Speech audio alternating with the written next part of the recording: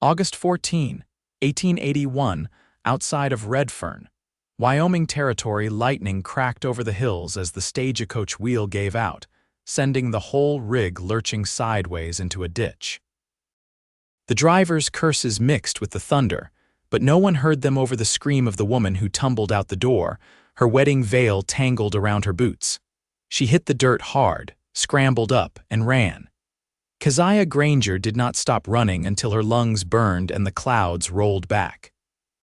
She had no idea where she was, only that she was not in Denver anymore, and that was the best thing she had going for her.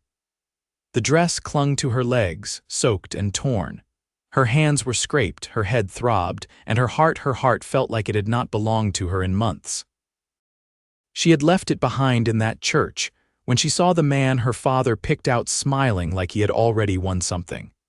She had no intention of ever seeing that man or her father again. But now her feet hurt, her stomach growled, and the storm was settling in again. She spotted a split-rail fence up the hill, and beyond it, a barn with a lantern swinging just inside the doorway. She hesitated only a second, then climbed the fence. Inside the barn, a man stood brushing down a bay gelding, his back to her. He moved slow and steady, like someone used to silence. He wore a wide-brimmed hat low over his dark brown hair, and the sleeves of his shirt were rolled high, revealing strong, work-calloused arms. She stepped forward, the boards creaking under her boots. He turned, eyes narrowing under the brim. "You lost," Keziah's voice cracked. I need help." He looked her over once, not with judgment but with concern. She was muddy, bloodied at the knees, and clutching the torn remains of what was clearly a wedding dress. He set the brush down. "Come on inside. You look half dead." She followed him across a short stretch of yard to a small, low house with smoke curling from the chimney. The door opened on a warm room, simple and clean. A fire popped in the hearth. The man lit a lantern, then turned to her. "You got a name, Keziah," she said, wrapping her arms around herself. "Keziah Granger. I am Lowell Mercer. You can sit if you want." She sat. Her muscles screamed in relief. He poured her water from a pitcher and handed it to her. She drank like she had not seen water in days. "You running from something?" he asked gently. "Someone," she said. "I was supposed to marry a man I never wanted. My father arranged it. I ran."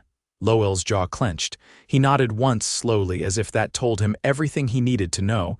"You have any family out this way?" "No." "I have nothing." He drew in a breath, fiddling with the edge of the table. "You can stay here tonight. I will put you in the back room. You will be safe." She met his eyes finally. They were a soft hazel, tired but kind. "Thank you."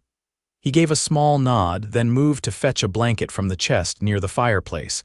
As he passed, she noticed the gold ring on a cord around his neck. It gleamed in the firelight before he tucked it back beneath his shirt.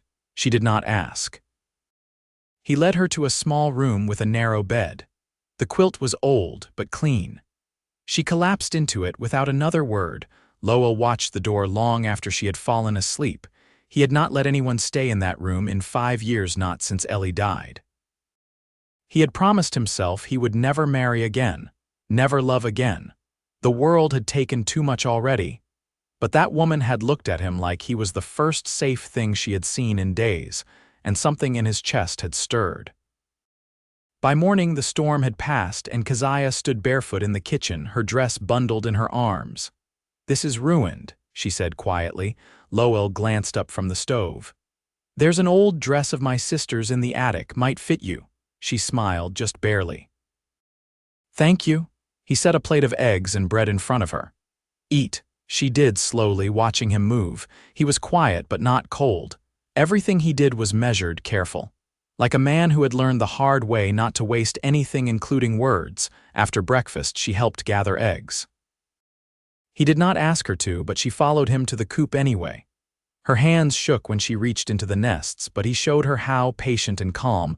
Later, she found the dress tucked neatly outside her door. She tried it on. It was faded blue cotton, worn soft. It fit well enough. She stood at the mirror, her hair loose and tangled around her shoulders, and for the first time in weeks, she saw someone who looked free. She stepped outside and found Lowell chopping wood. He looked up, paused mid-swing. "You look better," he said simply. She smiled. "I feel better." That night they sat on the porch watching the sun dip behind the hills. "I do not know what I am going to do," she said. "I cannot go back." "You do not have to," he said, "but I cannot stay here forever. You can stay as long as you want." She looked at him. Really looked. "What about your wife?" she asked softly, his shoulders tensed. "She died 5 years ago. I am sorry." He nodded, eyes on the horizon. "I promised myself I would not go through that again, losing someone like that." Keziah did not speak. She just sat beside him, close enough that their arms brushed. After a long silence, he added, "But sometimes promises do not mean much when something real comes along." She turned toward him. He was already watching her, and though nothing was said, the air between them shifted, not fast. Not sudden, but real. The next days passed with a quiet rhythm. She helped with chores, learned to milk the cow, even helped mend a fence post after a storm knocked it loose. He taught her how to use a rifle, how to tell the difference between coyote tracks and a stray dog.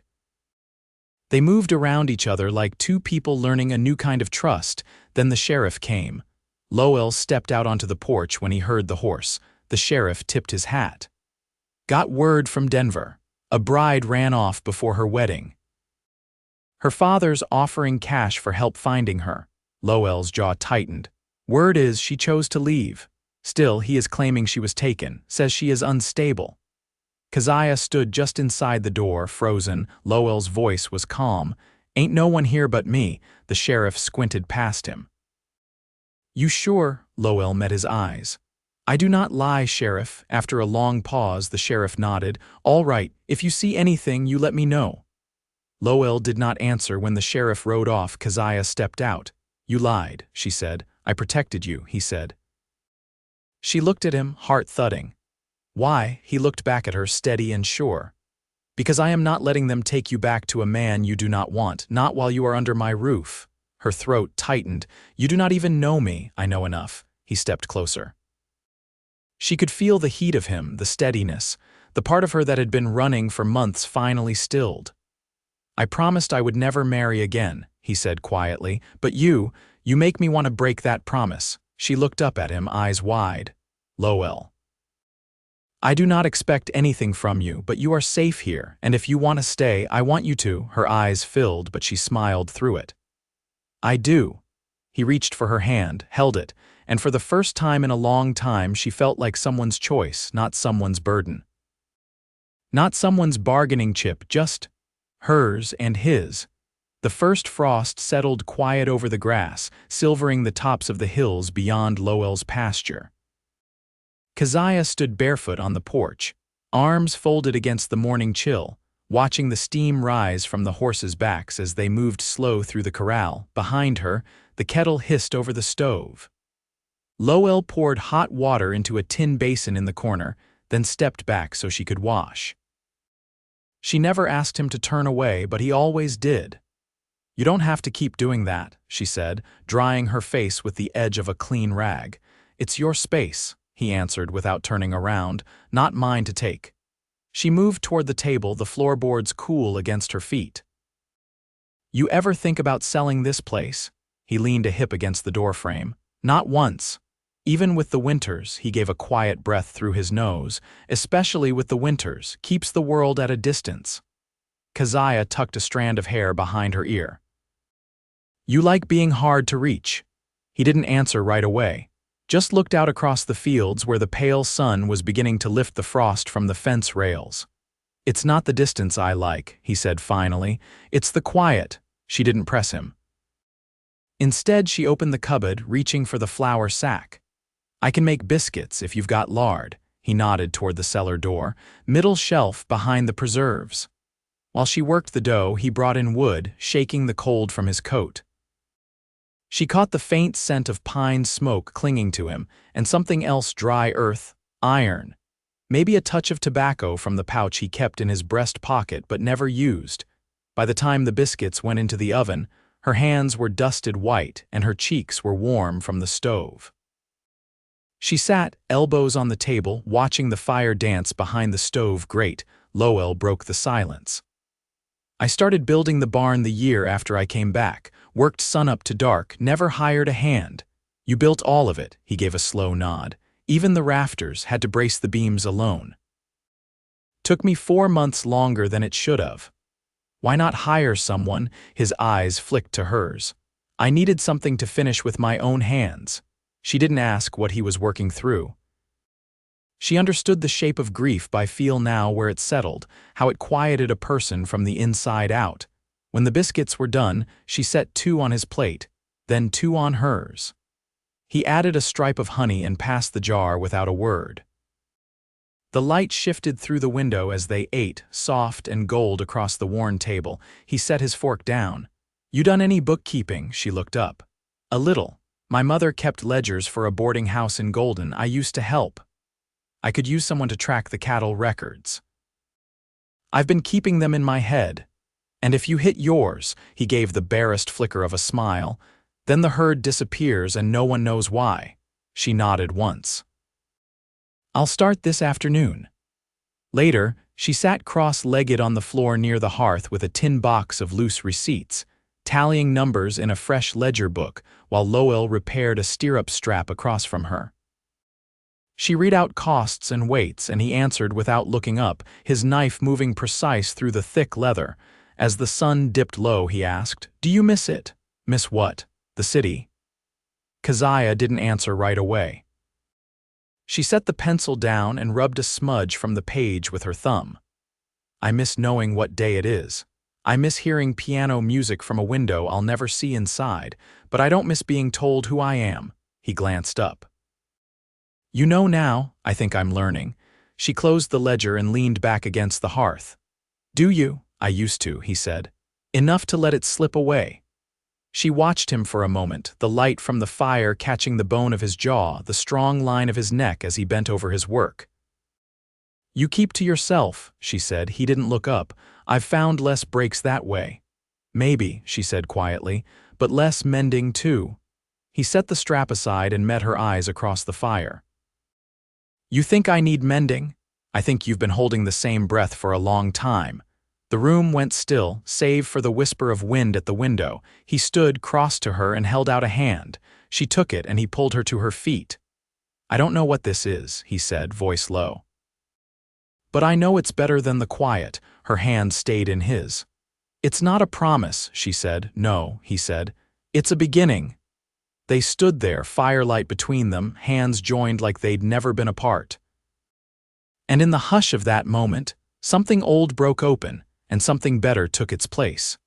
The wind shifted sharp out of the north the following day, carrying the dry bite of early November. Keziah pulled her shawl tighter across her shoulders as she reached the far fence line, where Lowell stood studying a break in the wire. A mule deer had likely panicked in the night and pushed through. "We'll need to splice that," he said, brushing a gloved hand across the splintered post. She crouched beside it, examining the damage. "I can hold the wire while you wrap it." He gave her a look that held no doubt, only quiet agreement. "I'll fetch the spool." They worked without chatter, the only sound the rasp of wire sliding and the creak of the fence post as Lowell anchored it back into place. Keziah's fingers ached from the cold, but she didn't complain. He handed her a nail to hold between her teeth while he hammered, and when he straightened, his breath fogged the air just inches from hers. He paused there, not touching her, not speaking. Just searching her face like he was still trying to understand how she'd gone from stranger to necessity in the space of a season. She broke the silence. "You always fix things yourself, if I can." His voice was low. "Used to think it was pride. Now I think it's just habit." She leaned back on her heels. "Some things aren't meant to be mended alone." He didn't answer, but the way he looked at her said he'd heard it. They walked back slowly, the sun low enough now to cast long blue shadows across the pasture. At the house, she went straight to the barn, brushing down the mare they'd started calling Larkspur. Lowell watched from the loft ladder, a coil of rope in one hand. "You take to animals easy," he said. "My mother raised me on the edge of a mining camp," she replied, brushing slow along the mare's neck. The horses were the only things that didn't ask for something in return. He descended the ladder and leaned against the stall. You talk about her different than your father. She died when I was 16. Keziah didn't look up. He married again a year later. That woman thought I was a burden, and he agreed. Lowell's hands curled around the edge of the stall. A woman like you isn't a burden. She glanced up. You didn't know me 2 months ago. I knew enough the day you walked into that barn and didn't ask for pity. They stood in that quiet for a long while, then she said, I never learned to cook meat proper. My mother did the baking, not the butchering. I'll teach you, he said. If you don't mind the smell. I've smelled worse. He smiled, not a flicker, but a full, honest thing that reached his eyes. That evening she stood beside him at the stove, sleeves rolled, hands slick with tallow as he showed her how to trim sinew from a cut of venison. He moved slow, careful not to crowd her, but close enough she could feel the heat of him at her back. Here, he said, guiding her wrist. Sharp angle, let the knife pull. She followed the motion, then looked up. Like that, better than I did the first time, she laughed, soft and surprised. You got any brothers? One, older, died in the war. Her smile faded. I'm sorry, he nodded once.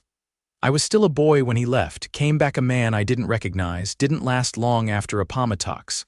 They didn't speak for a bit after that. The fire cracked and the scent of roasting meat filled the room.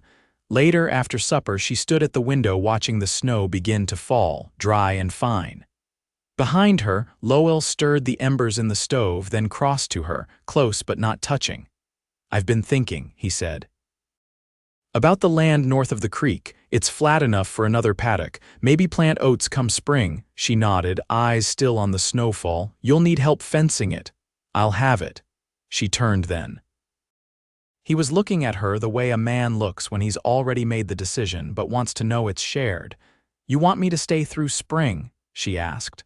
I want you to stay for good. Her heart beat so loud she could feel it in her fingertips. You sure? He took her hand, the one that had held wire that morning, the one that still bore a smear of flour from supper, and folded it between both of his. I promised myself a long time ago that I'd never marry again, he said. But I'd rather break that promise and build something true than keep it and lose you. She didn't cry. She just stepped into him, rested her forehead against his, and whispered, Then let's build it. When he kissed her, it was slow, reverent, like he was learning her from the inside out. And outside, the snow kept falling, soft as breath against the earth that would hold their future. The wedding was held the 3rd Sunday of December, 2 days before the solstice, when the sun hung low and gold over the hills, and the air carried the scent of juniper and wood smoke. Lowell didn't shave. Keziah didn't wear white. She walked across the snowy yard in a wool dress the color of river slate, her hair braided and pinned with a single pine sprig. Her boots were clean, but the soles were worn, just like her, just like him. They stood beneath the cottonwood behind the house where the wind couldn't reach, and the preacher from Redfern rode up by sled, his coat stiff with frost, his voice steady. They spoke no vows beyond what they meant. No one else watched, unless you counted the gelding nosing the fence rail or the hawk overhead circling quiet against the pale winter sky. Lowell took her hands in his, rough and warm. You don't belong to anything that tried to break you, he said. You're free. But if you choose this, then I'll carry it with you, every day. Keziah's voice didn't shake. I never thought I'd want to belong to someone again, but I want this. If you do, he nodded once. I do. After they shared bread and coffee inside, just the two of them. The fire hissed and popped, and snow slid from the eaves in slow sheets. The preacher had long since gone, leaving behind a signed paper and a small wooden cross she tucked into a drawer without comment. That night, she undid her braid beside the stove. Lowell sat nearby, bootless, shirt sleeves rolled, watching her with a stillness that made her feel steadier just standing in it. You ever think it had come to this? She asked. No, he said, but I think my heart did, long before I let it. She crossed to him, took his face in her hands. I don't want quiet to feel like loneliness anymore. It won't, he said, resting his forehead against hers. Not with you here. They didn't rush. Their hands were slow, reverent. He unfastened the buttons at her back like he was unwrapping something he never thought he'd be allowed to hold again. She traced the scar on his shoulder where a fence nail had once torn through, and he flinched, not from pain, but memory. They lay together beneath the quilt she'd mended weeks before, their breaths catching and meeting again, the silence between them full of everything they didn't need to say aloud. In the weeks that followed, they found a rhythm that didn't ask for permission. Keziah began grinding cornmeal by hand for breakfast cakes. Lowell repaired the hinges on the root cellar door before the storms came. She took to feeding the chickens early, before the frost could stiffen their combs. He built a second coop just past the smokehouse, where the light fell gentler in the morning. One morning she stood at the edge of the field, boots sunk in the snow, her hands buried in her coat. Lowell joined her, crunching over ice. "You thinking of spring?" he asked. "I'm thinking of what we'll plant," she said. "Oats, yes, but maybe squash too, maybe beans." "You think we can manage all that?" "We can manage anything," she said. "We already have." He looked out over the snow-covered pasture, then back at her. "Didn't know I could build something again." "Not after everything." "You didn't build it alone," she said. "I came here broken, but you didn't try to fix me. You let me mend in my own time." He reached for her hand, laced their fingers together. "That's the only kind of love I'll give, the kind that waits. The kind that stays." She turned into him, her cheek against his chest. "Then we'll stay." And in that still white world, with no one watching but the crows in the bare cottonwood branches, she knew with a certainty that needed no proof. The life they'd built wasn't loud or grand, but it was true. It was safe. It was theirs. And it would last. By mid-March, the snow had thinned to patchy crusts in the shadows, and the river behind Lowell's pasture ran fast and full from the mountain thaw. Keziah stood ankle-deep in cold mud, sleeves rolled, hands wrapped around a post she braced while Lowell tamped in gravel and packed the earth. The paddock was nearly finished, the last section of fence marking out room for the oat field they'd agreed to plant once the ground softened fully. "You ever think about adding sheep?" she asked, brow furrowed against the glare off the water. Lowell lifted his head. "Not unless we want to be out here chasing them every time the gate swings loose." "They don't drift like cattle," she said, "but they'd give us wool. Maybe something steady to sell through winter." He leaned on the shovel, considering. "You ever raised sheep?" "I watched a family outside Golden do it. They spun their own yarn, sold it to a man who came with a wagon twice a year. Paid fair too." He nodded slowly, then tightened the wire with a final pull. "If we're spinning, I'll need to build a wheel."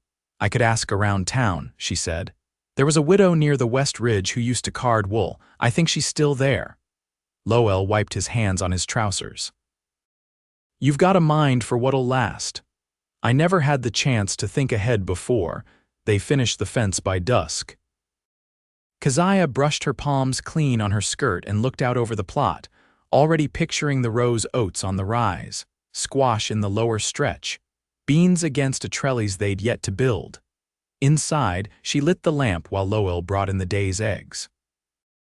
She set water to heat for washing, then knelt by the cupboard where she'd begun lining the bottom shelf with folded cloth, some she'd hemmed from old shirts, others from bolts she'd bargained for in Redfern last month. Lowell came in brushing straw from his sleeves. "You brought back fabric when you went to trade for seed." "I had a few coins left. Thought we'd need something decent to hang in the windows." He stepped closer, hand resting on the top of the cupboard. "You're making this place into something I never thought it could be." She looked up from the cloth, meeting his eyes. "You gave me the space to belong. I'm just filling it." Later that week, they rode into Redfern together, the wagon bed empty save for the feed sacks Lowell planned to fill and the list Keziah carried tucked in her pocket. She wore her dark green cloak, the one she'd sewn herself, and he drove with one hand on the reins, the other resting on his thigh, thumb rubbing slow against the worn fabric of his trousers. As they passed the outskirts of town, a wiry man with a crooked hat waved them down. "You're the one with the Granger woman," he said to Lowell. "Her father was through last month asking questions." Lowell's hand tensed on the reins. "He's not coming back," didn't say, but he didn't look kindly when he left. Keziah stepped down from the wagon without waiting. "He can search every ridge from here to Cheyenne. I'm not hiding." The man tipped his hat awkwardly. "Didn't mean offense, miss," she nodded once. "None taken." They left him in the dust and didn't speak of it again. After the feed store, they stopped by the small stone church, where the preacher's wife handed Keziah a basket of wool cuttings. "They're rough," she said, "but good for learning." Back home, Keziah set up a corner by the window where the light held longest, her makeshift spindle balanced on a stool as she worked the wool with patient hands. Lowell watched her from the porch some evenings, arms folded, a quiet pride in the way his gaze lingered. By April, she'd spun enough to start a blanket. She worked on it in the early mornings before chores when the world was still and the stove warm. "You're up early," Lowell said one morning, stepping into the kitchen with a bucket of fresh milk. "I'm nearly to the edge," she said, fingers moving in rhythm. "Want it finished by first frost." He poured the milk, then leaned over to press a kiss to her temple. "It'll be a good first winter." That night, as they sat by the fire, Keziah reached into a small cedar box and pulled out the ring she'd found tucked in the bottom drawer months ago, the one on the chain Lowell used to wear under his shirt. "I thought about giving this back," she said. "But it's yours, and it's part of what made you." He took it, turned it in his palm. "It belonged to Ellie. I kept it because I couldn't stand to let go," she nodded. "You don't have to. Nothing you had with her makes what we have less." He looked at her, eyes steady. "It doesn't." She reached for his hand. "Then keep it, but you don't have to wear it anymore." He slipped the chain back into the box and closed the lid. "I want to give you one of your own." "I don't need one. I want to." The next week, he traded 2 cured hides to a craftsman in town and brought home a plain silver band carved with a pattern of wheat stalks. "Felt right," he said, sliding it onto her finger. "You're the one growing things now." Spring turned full by May, the oats took root. The chickens nested often. Lowell began plans for a loom, and Keziah drew up a list of the dye plants she hoped to grow indigo if she could find the seed. Onion skins for golds. Madder root for red if she could track some down. One warm morning, she stood at the edge of the creek with her boots off, hem lifted, toes in the mud. Lowell came up behind her, arms circling her waist. "I never thought I'd have this," he said, voice low against her ear. "This piece, you," she leaned back into him. "It's ours now." "No one's taking it." He turned her gently, kissed her under the cottonwood where the leaves had just unfurled. And they stayed that way a long time, breath mingling, the sun warm on their backs, the world soft and still around them, 2 people who had lived through ruin and found in each other something worth keeping. Years passed. The paddocks filled with sheep. The loom turned out blankets that neighbors called the best in the territory. Keziah's garden stretched wide behind the house beans, squash, dye herbs, even a row of strawberries that Lowell weeded every morning without fail. They never spoke of the life she'd run from, nor the years he'd spent alone. Those ghosts had gone quiet. Each winter, she hung the first blanket she ever spun above the hearth. It held knots and uneven rows, but it held their beginning. And each night, as the fire burned low, they lay side by side beneath the quilts they had made, their hands entwined, the silence between them full of warmth and belonging. Together they stayed. Always.